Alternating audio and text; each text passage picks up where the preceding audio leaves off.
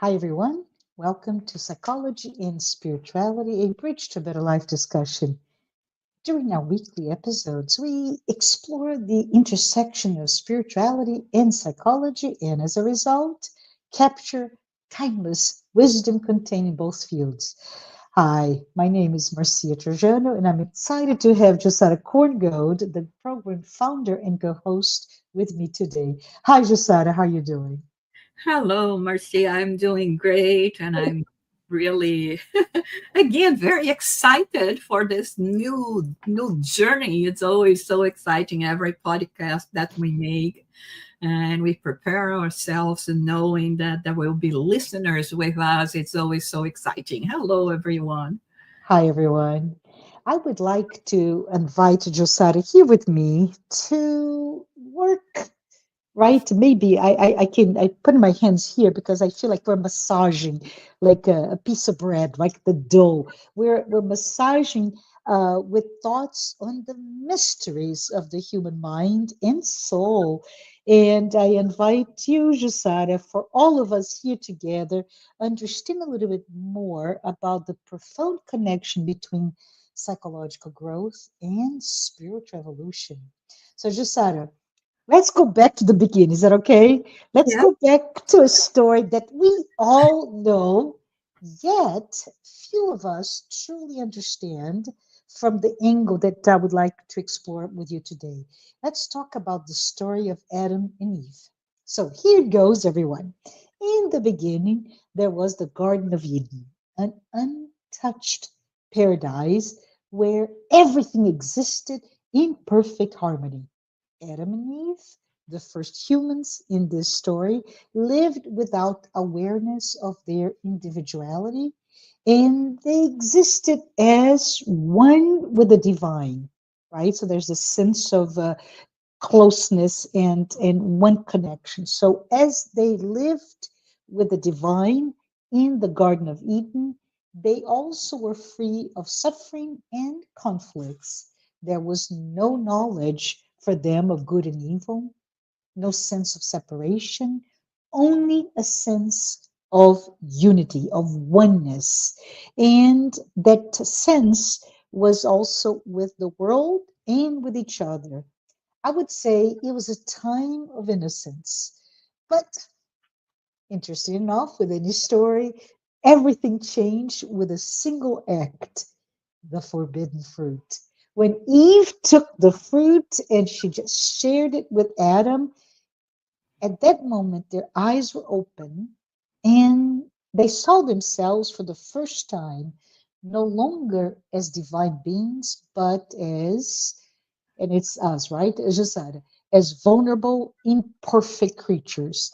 The knowledge of their nakedness flooded them with shame, and the paradise that once sheltered them was lost.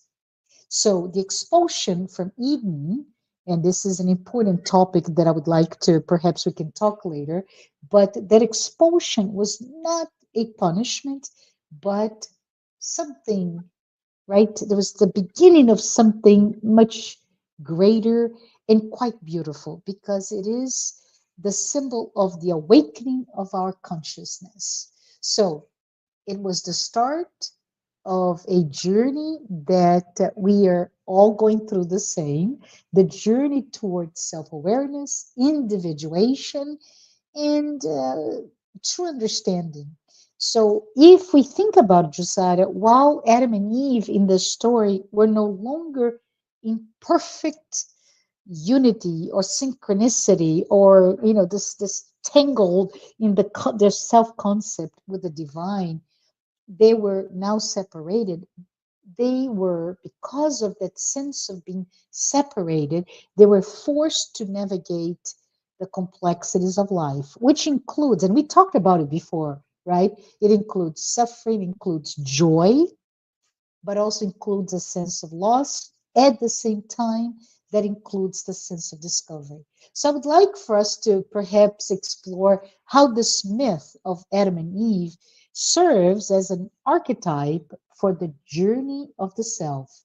So just as they left the safety of Eden to discover their true nature, we too, right, Josada, we must leave behind our unconscious unity with the divine and really start a new journey, a new path toward self discovery. So it is through most important learning from this story for me is through this journey, which includes struggle, suffering, and transformation, that we get to know ourselves and ultimately return to this deeper, more conscious connection with the divine.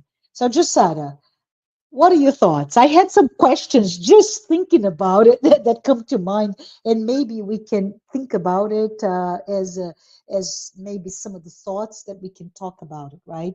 For example, how does the story of Adam and Eve mirror our own psychological journey, and how does it also uncover those lessons hidden with the myth that is quite old, right? How could their expulsion from paradise illuminate our own process of individuation and our own spiritual evolution? What do you think the story, this is for me, for you, Josan, and for everyone here, but what does the story teach us about overcoming our own shadow and reuniting with our higher self? What are your thoughts? Okay, Marcia. First of all, I would like to explain to everyone, to clarify that Mhm. we are going to be analyzing the myth, the story, through one angle. There are so many angles to look at the story, and so religions are going to present their angle, philosophy, psychology, and we are going to be analyzing this. So it's just one of the one of the aspects, one of the views that we are going to present. Of course, completely in tune to what we are talking about, to what our podcast is all about, psychology and spirituality. So we are going to be touching on the spiritual aspects, the growth of the spirit, for instance, and of course how this manifests in terms of this inner journey and the mind, the self, the ego, the shadow, all of those things. So it's just one interpretation, and it's so amazing because this is what we can do with those myths and parables and everything. The more you look at them, the more it's like you have a kaleidoscope behind Yes. you. I mean, you move just a little bit and it changes the formats and colors completely. So this is it, and this I think is those teachings that stay with us for eternity, I would say. I don't know, Yes. because we are always learning from them. So in this case, the Garden of Eden, as we can and Adam and Eve, so we can connect that, spiritually speaking, to the moment where we are talking about the creation. Of course, in terms of spirituality, we do believe in a creator. We do believe that there was the start, the um the starting point of all of this, where we as spirits started popping out of the, Uh-huh. I don't know, well, I don't know the process. Okay, Uh, we it, don't know the process, right? many people call it the breath of God, right? Which I find it quite poetic. The Yeah, breath of God that with its each breath there is creation. right. And then but at the beginning we do not come out with that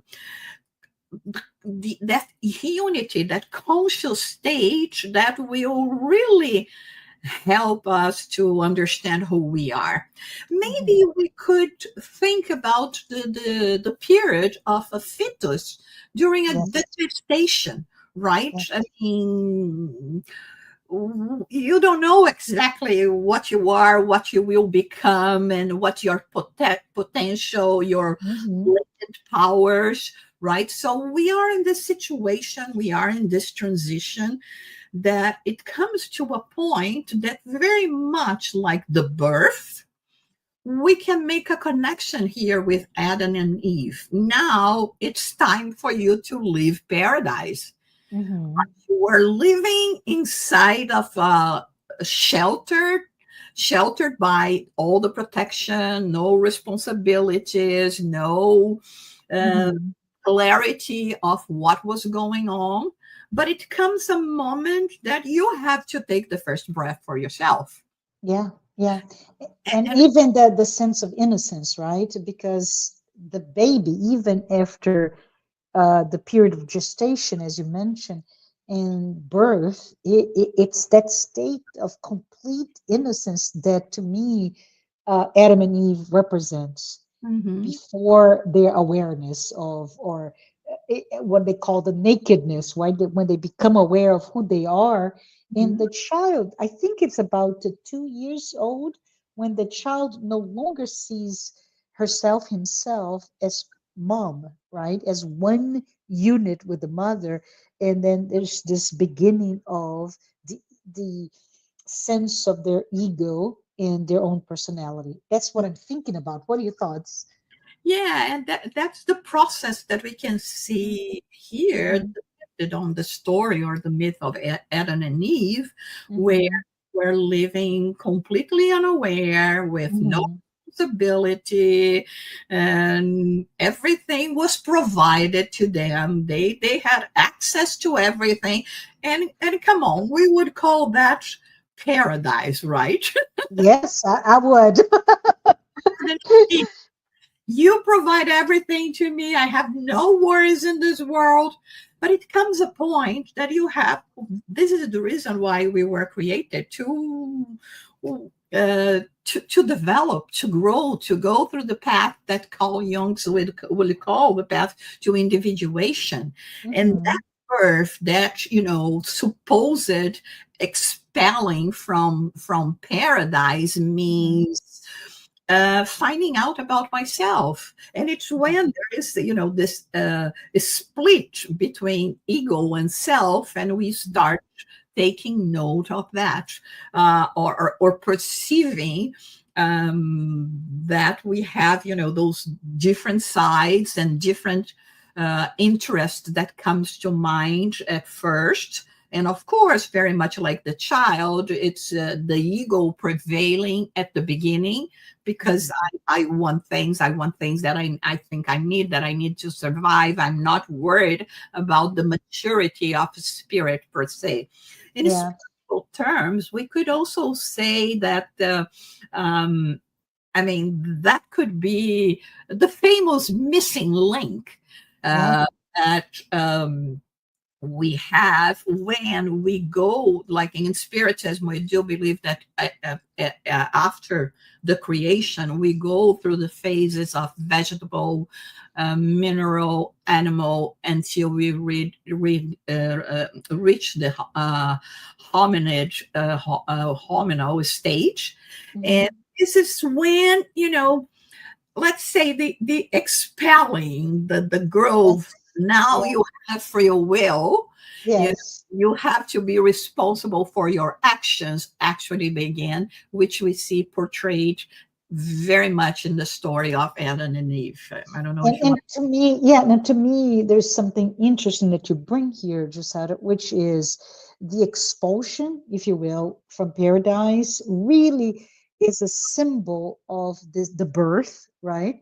The process, but it's really the awakening, right? From that point, our consciousness is awakened, but very early, just like Adam and Eve. Uh, in that moment of expulsion where they to me are lost, they're feeling so many conflicting emotions, including shame, etc., but from us this awakening of consciousness, where perhaps we move from complete and strong unity, but unconscious, right? So we're one with the divine, but we're unconscious of ourselves. And as we separate, we start to move toward, look at me, right? The whole nakedness of Adam and Eve. Oh, I am naked. So this idea of, and I'm looking myself here, right, of self-awareness, and it starts that process that is quite complex if we think about it. And if we think about Joanna de Angelis, she brings across her body of work uh, this idea that we are here in this trajectory to expand our consciousness, which goes hand in hand with the story today, right? We are awakened toward this, we are self aware, but we need not only become self aware, but we need to grow and expand in that awareness, in that consciousness. As a spiritist, we are always Mhm. talking from the perspective of reincarnation. Right. Correct. But we don't even use reincarnation for, to understand that just during one lifetime, Mhm. I do believe that we go through this process of, feeling expelled many times. Yes. Yes. Maybe when the baby still has months, only some months. When it reached like 11 months, close to a year, Mhm. there we are waiting anxiously for them to start walking. Mhm. Maybe in their minds they're thinking, I'm very comfortable the way I am. Why do I have to struggle and start exercising? It's hard to walk and to start having a different panorama around me. So now everything is raised, and my universe was up to, I don't know, a few inches. Now I have to have a spatial knowledge or understanding of a different surrounding. So we never think actually about all that. Mhm. But we know that these are the steps that are necessary. Then Yep. goes other phase. We go through other phases, and we go to the phase where you're no longer going to stay sheltered at home. It's time for you to start going to school and Mhm. kindergarten. And I mean, I'm comfortable here. I don't want it to go there. I don't want it perhaps to have to have relationship with other Yes. Yes. people like me. And then it comes the phase where you go through your senior years, and you have to think about college, and then you have to think about now I'm graduated, and now I have to think about work, and then I have to think about having a relationship, marrying, having children. So we are constantly being expelled from Exactly. comfortable positions that we acquire, but always with a name of progressing, of Yes. experiencing new things, of being capable. Like you said, Yeah. sometimes it comes through so many different conflicting emotions, right? Because I know that I have to do that, but I don't want to talk, I don't want to walk, I don't want to go to college, or all Yeah. those things that you think we think that we know better. I don't want to learn how to read and write, but then when you learn to read and write and say, oh my God, The uh, horizon just opens, right? yeah, It's right. just an amazing thing. And quite frankly, just that I don't know if you can think of it, but if I, as you're talking about the journey of the first steps, right, to going to school, so on and so forth, if I go back into memory lane, every single quote unquote expulsion from the state of comfort and accommodation, if you will, right? When we go from what we know to the unknown of the next cycle of our lives, Mhm. on a personal journey, there was never fear. The more you spoke, the more I could think about, like, no, there's always this sense of excitement, this sense of something else to uncover, something else to become the pioneer in your life, right? So I think you started this by referencing reincarnation, and I love it because reincarnation, it brings us the sense of you get to learn through lessons of an existence, just like the child that falls, right, before it can walk. The first attempt at standing up, there's this a number of huge learnings in this body of ours that is so such an amazing machine. But all of the things that happens, there's lessons to be learned. And likewise, if you can extrapolate that each step that we take into an existence as a human being, right, we start to learn more and shape or further refine our destiny. So I love that idea of how the concept of reincarnation can help us all understand that we're giving from the amazing love and mercy from our Creator, our Father.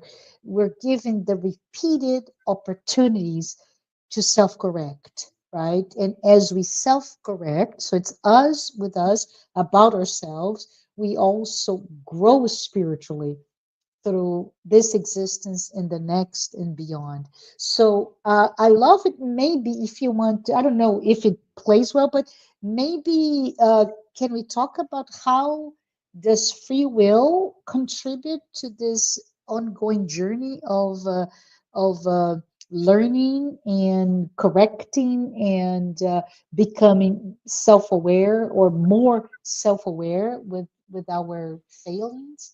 What are your thoughts?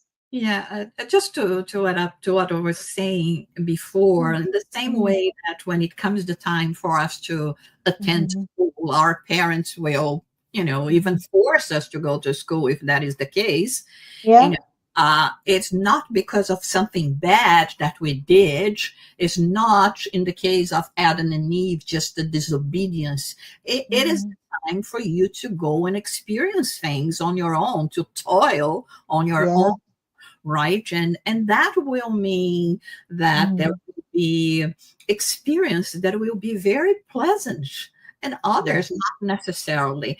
And and the thing is, when we talk about free will and the possibility of reincarnation, I think it's so important for us to have and to understand those concepts. I truly Mhm, don't know how I could go through life without that, yeah. without knowing that I have responsibility, that I'm not a puppet in someone's game or the creator's game, or I'm just I had this creation, I had this push to now it's time you're ready for the next stage of the game, Mhm, mhm, game, but of life, because here is where you are going to be growing, where you are going to have this self consciousness, where you are going to be having the opportunity to harmonize, consciously speaking, ego and mhm. self. Because Yes. so far, while I were in the Garden of Eden, I wasn't even unaware of that. Mhm, Now mhm, I have the opportunity of, moving out, going into the world, and according to my choices, mhm. I will be having a response. Yeah. So I choose A, there will be a proper answer for the A or for the B or for the C. And I'm going to be the one that will judge whether I like the ABC better than, Uh-huh.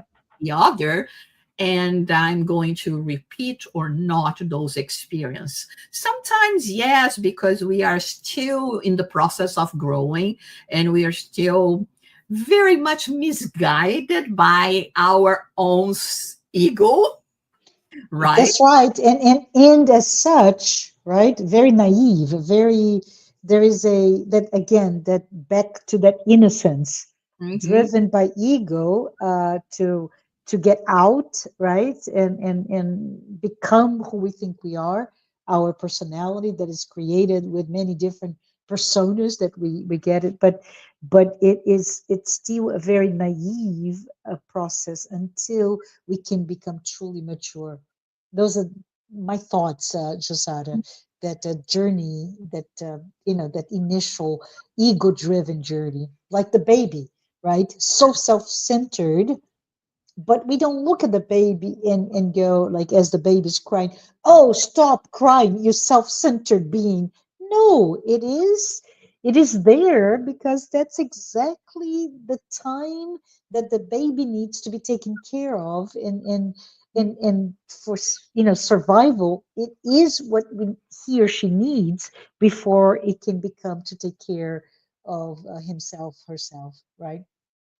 Yes, and in this process of, free will, of choices and Yeah, learning through the process, of course, many times we are going to choose wrong yeah, because we are going to be um, more prone to listen to the voice of, the ego, to hmm, the limelights and all of that, that is the illusions that surround us, and we will not be paying that much attention to the purpose that we are here, and the purpose is to grow, but it's yeah, from part of our growing. And there is one part that I like very much when Joana de Angelis addresses this topic, yeah, in tune with Carl Gustav Jung, where he talks about the process of individuation and how this process means also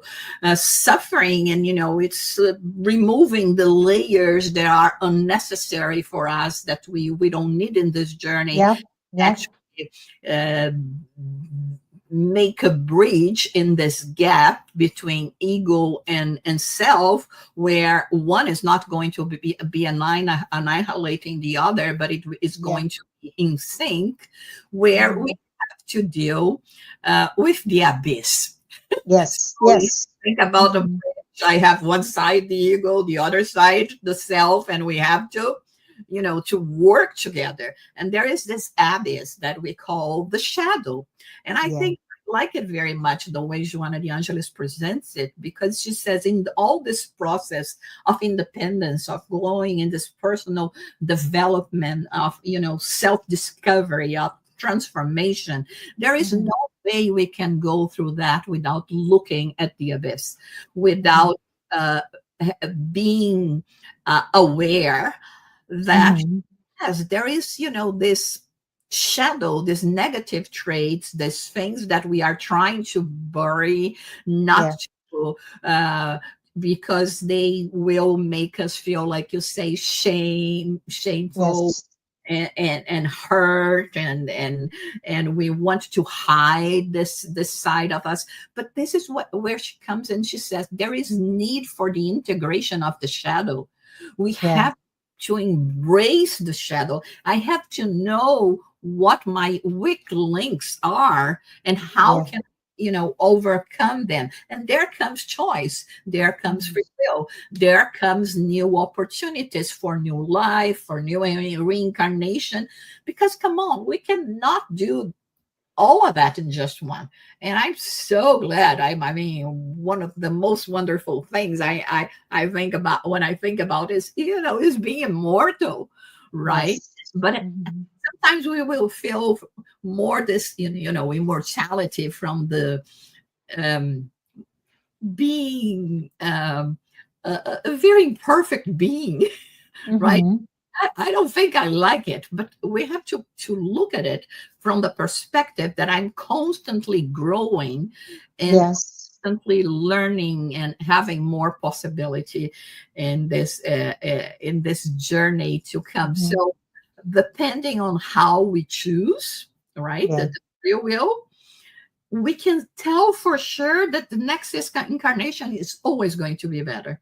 Yes. So just to recap, so we can now go back to what you mentioned here, which is so important, right? This process of awakening of our own consciousness starts with this recognition of our duality, light and shadow in this case, but also their very closely match the idea of ego and self. And uh, those sense of polarities within ourselves, they really show us that our psychological journey toward maturity is again moving from that innocence, the age of innocence or unconsciousness, to self-awareness.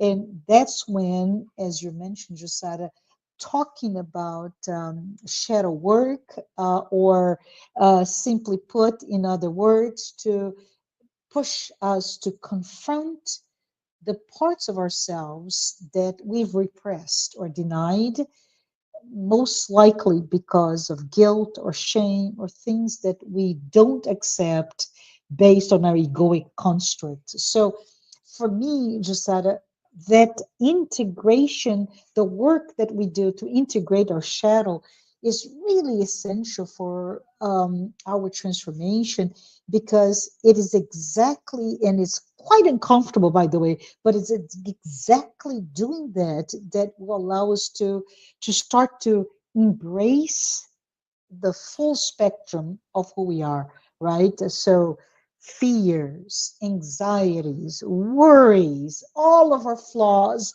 all of the unresolved aspects of who we are. And the integration, I believe, really leads us to a sense of balance, right? We're becoming from this duality into one, um, wholesome, balanced being. And at the same time, it is quite interesting because away from that sense of innocence or naivete from a spiritual perspective, now we become much more authentic and much more self aware and conscious, which is all in all a much better version of who we are.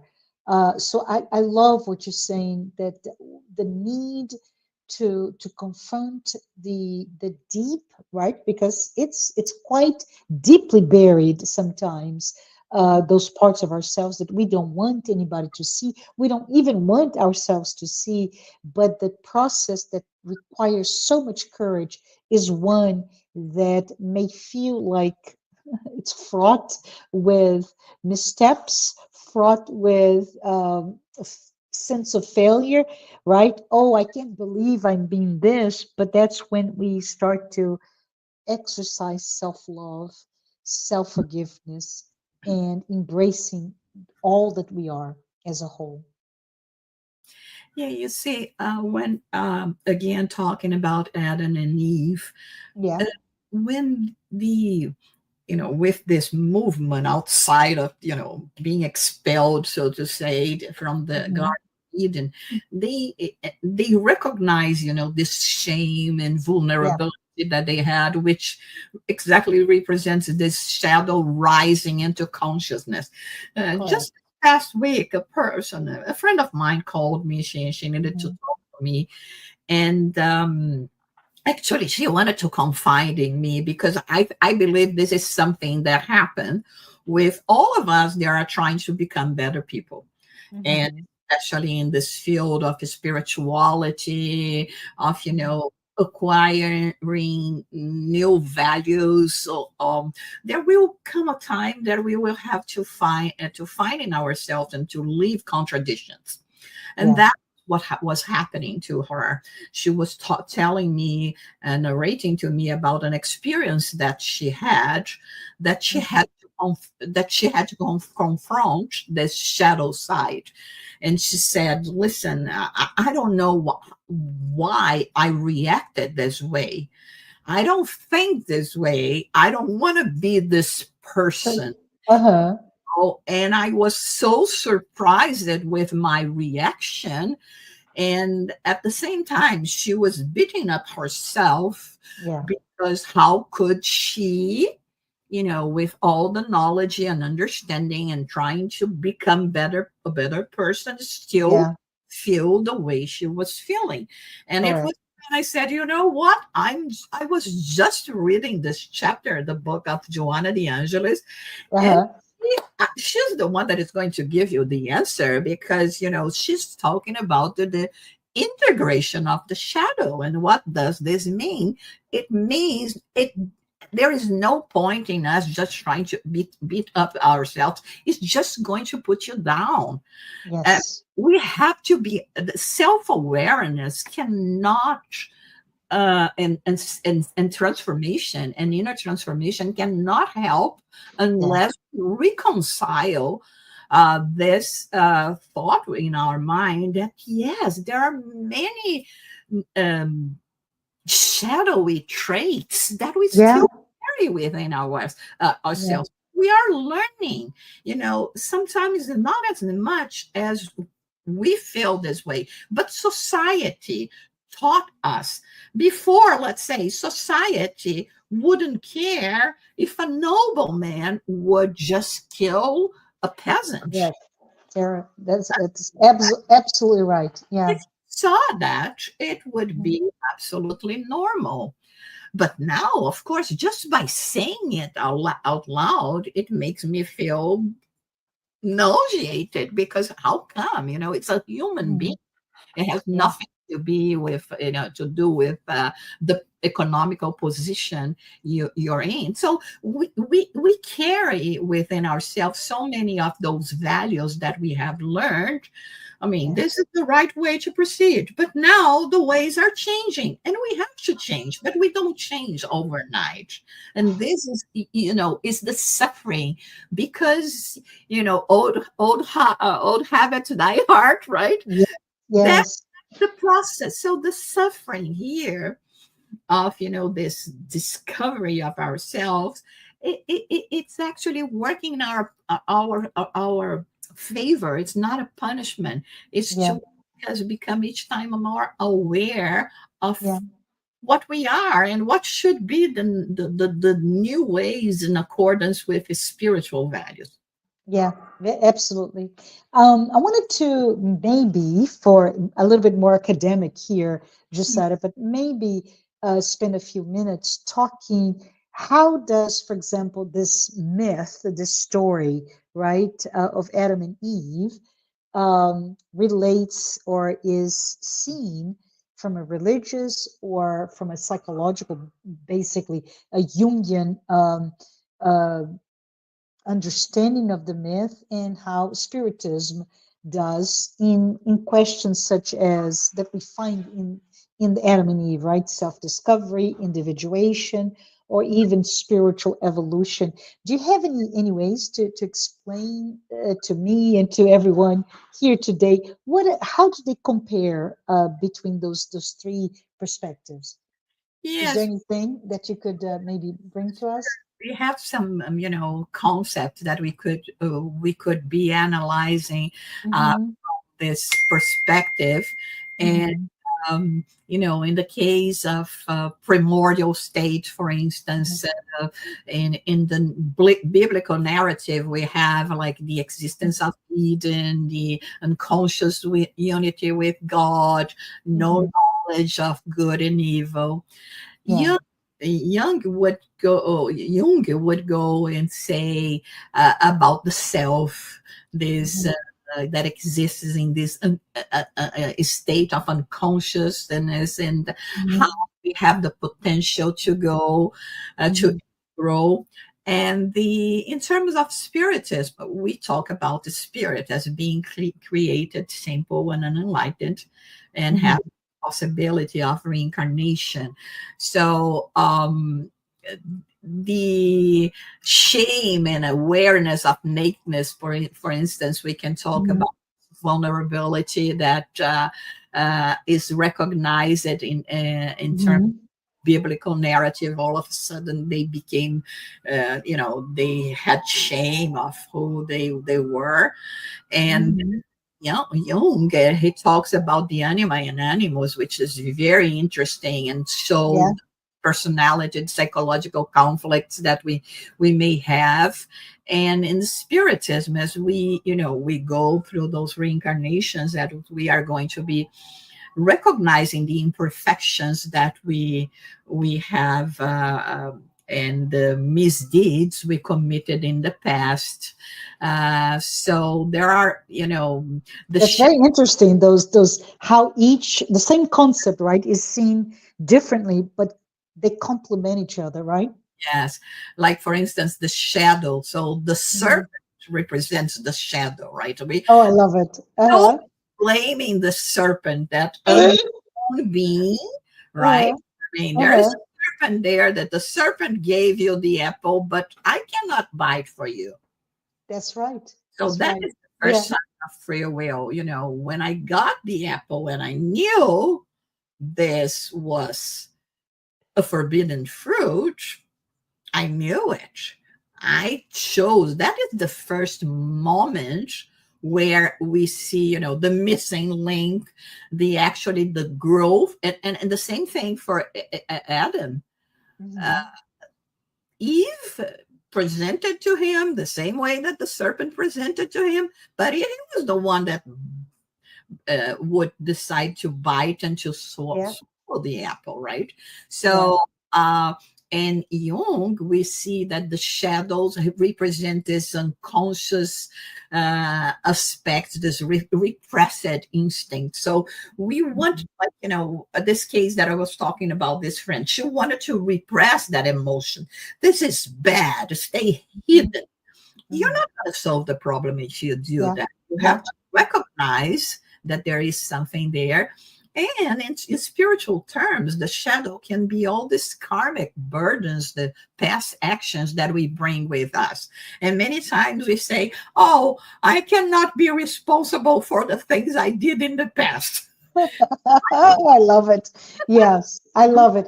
I always remember, and I'm trying to think of who's the painter, famous pre-Leonardo da Vinci, for example. He was Leonardo's master that he really admired. But in the Adam and Eve scene, it's Adam, well, God asking Adam, and he points the finger, right? And to Eve, and Eve points the finger to to the apple, and the to the serpent, and the serpent points the finger to the apple. So it's this. Wasn't me. It wasn't me. But I love this. There is interesting aspects of the courage that it takes to say, I did it. Right, I did it, and that is, in so many people call it a shadow work, where I am willing to unburden, right? Everything that I have done, including from a free will perspective, all the bad choices, if we could judge them, all the choices that did not go so well, because they are my choices. And as a shadow says, those are the things that I may have filtered, right? Through this persona that I am today.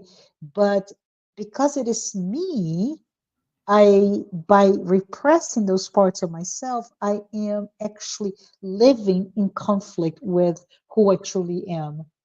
Right? And an interesting thing is that it's even contradictory from Mhm. the religious perspective when we Yeah. say that God created everything perfect, like God is perfect. Uh, Mhm. why would He created a fruit that it would be a forbidden fruit? So yeah, Yeah. that's a question. And just to for us to wrap up here, there is Uh, one point in this whole story and mhm. comparison that we can make between this three aspects of Jung and Mhm. Mhm. spirituality and the biblical aspect that is Yeah. the return to the Father, Mhm. the return to God, to the divine essence. So, from biblical aspect, the journey would be, to transcend the suffering, return to divine unity, but in a conscious way. Mhm. Jung would say is when you reach this fully individuated self. Mhm. So it's like you return, but in wholeness and plenitude, right? Integrating ego, shadow, and the archetypes. And the Mhm. spirit, from the spiritual perspective that reunites with God through a spiritual evolution, reaching this noumenal state. But the thing is, Beautiful. never to return the way you were, but Mhm. now a perfect being, which is different because not before you where this fetus, you didn't know anything. Now you go through life or through lives, and you have time to adjust, to learn, to um, integrate yourself in a way that you reach this state of wholeness and become whole in God as well. So you do not return to any place because this is a state of mind, it's not a Mhm. physical place.